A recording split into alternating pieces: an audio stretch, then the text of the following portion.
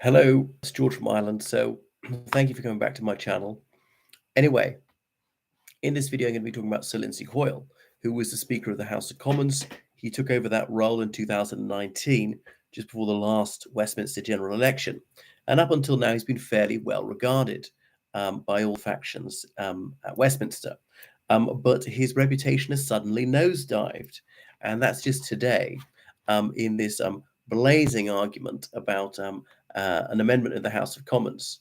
So there was an SNP motion which was calling for a ceasefire in Gaza.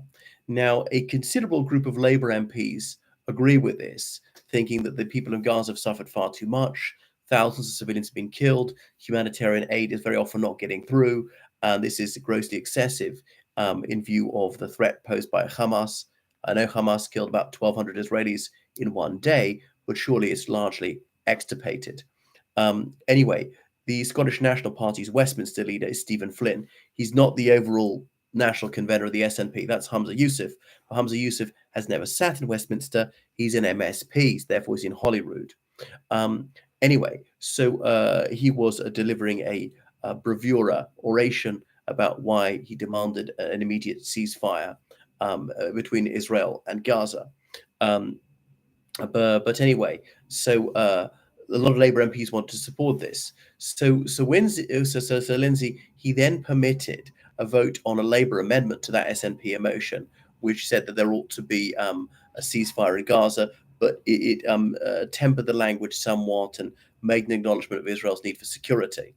But Stephen Flynn said this is farcical, and so Sir Lindsay said that there ought to be an emergency debate. He proffered that prospect to the SNP. And Sir Lindsay admits that he has committed an error of judgment. So, as he said himself, I have a duty of care, and if my mistake is looking after members, I am guilty. Anyway, the Labour Party is desperate to burnish its Zionist credentials.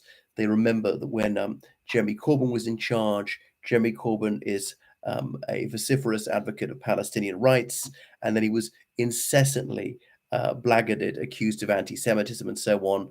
Labour had a big investigation into anti-Semitism. So they said that they will cauterize anti-Semitism, that they will have zero tolerance for it in their ranks, and so on. But it's important to recognize that criticism of Israeli government policies and so forth is not the same as anti-Semitism. Just as like criticism of Hamas is not anti-Palestinian or anti-Arab or anti-Muslim. Anyway, so the Conservative Party is almost uniformly Zionist. Most Conservative Party members, MPs, are members of the Conservative Friends of Israel, and they get their junkets to Israel. There is Labour Friends of Israel, it's much, much smaller. There's also Labour Friends of Palestine. So Sir Keir Starmer is desperate not to be wrong-footed on this one, and he just doesn't want to be castigated by the media for supposedly being unsupportive of Israel and so forth. However, most Muslims in the United Kingdom are Labour voters, and many of them have fellow feeling for Palestinians, about 95% of whom are fellow Muslims. And some of them are rancorously disillusioned. They say that the Labour Party has not spoken up for human rights, and there's this utterly deplorable humanitarian disaster unfolding in Gaza, and that it is preventable and is caused by a grossly excessive use of force on behalf of the Israeli Defense Force. But Sir Keir and the Labour cabinet, they will not lend their voices to this call for a Gaza ceasefire. And even as a very noble thing to do, that's not going to bring a ceasefire on its own. Now, all right, that could add to the deafening chorus, and eventually Israel's going to listen. The moment the Israeli government shows no sign of heeding the world's calls for this, there was United Nations motion calling for it. The United States voted against, not surprisingly. They are going to end this assault on Gaza. I don't know, it would be a month or 6 months, but they are going to end it eventually. Obviously, the sooner the better. That's going to save an awful lot of lives. Penny Mordaunt, who's leader of the House of Commons, she's a Conservative, saying, well, this would do nothing. Well, yes, I think it would. If you're a Palestinian civilian who's going to get killed, if this continues, it would save your life. But if you're Palestinians who can't get medicine and food and so forth, and then the ceasefire means that these things can get through, then yeah, it's going to save a lot of lives. Admittedly, it saves some lives, some Hamas members as well. Imagine you're an Israeli hostage bound in a fetid dungeon in Gaza, and consequent to this ceasefire, you are set at liberty. That's definitely very good news for you. So surely less fighting is better than more, isn't it, Penny? I mean, only a complete knave or an imbecile would claim that a ceasefire will have no effect. It very definitely will have an effect. You might say it's a bad effect, but it definitely will do something.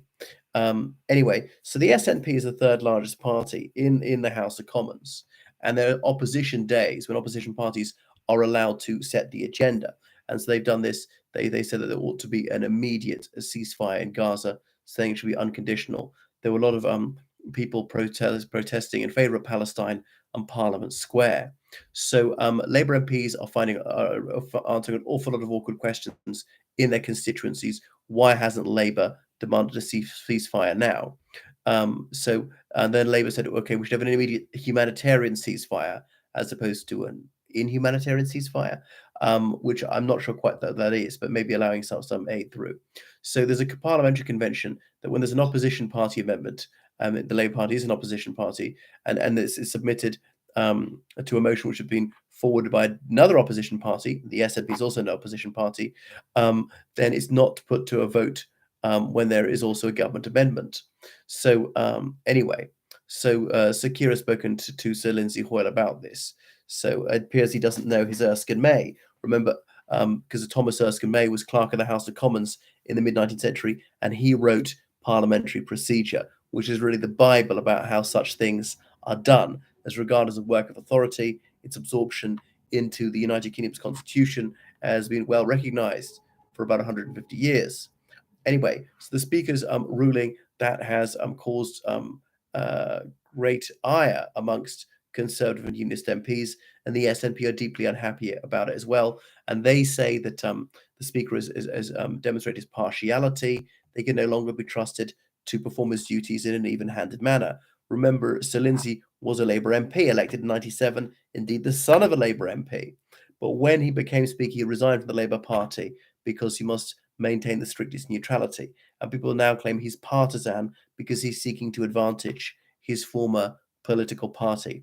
So about 60 MPs have called for him to go. Now, other MPs have got into trouble. Sir Michael Martin, over interventions on asylum issues and abuse of expenses, he was pressured to step down. Sir John Bercow, former Conservative, he lost the confidence of quite a few Conservative MPs towards the end, and they thought he was tilting things towards Remain, and he came out of the closet Remainer. He's since joined the Labour Party. But no one's reputation has undergone such a rapid and dramatic deterioration. But it'd be very hard to recuperate his reputation now. I mean, they'll go on to the general election, I would think, but I don't think it's going to go on much longer. They last, up to 10 years. Very seldom last longer than that, speakers. So having been there for 4.5, almost, there's quite a good innings.